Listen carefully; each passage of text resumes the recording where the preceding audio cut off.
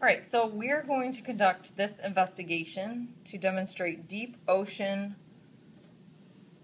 currents. And so I've set up a container that looks very similar over here. On the left we have the ice beaker with the cold water, and then over here we have the warm water in the beaker on the right. And we're going to add the potassium, I can't remember the exact name of this. Yeah, it's very deceiving. No. How much you need.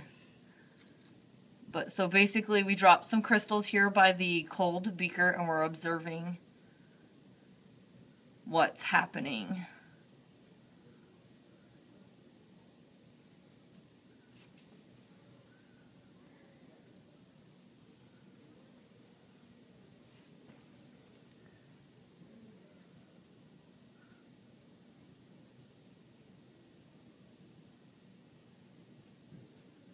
And we just dropped them down at a straight angle, so this curve here is interesting.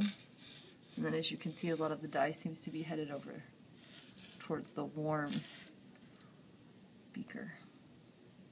I'm going to go ahead and show you what it looks like from the top, although you can see a lot more detail on the side.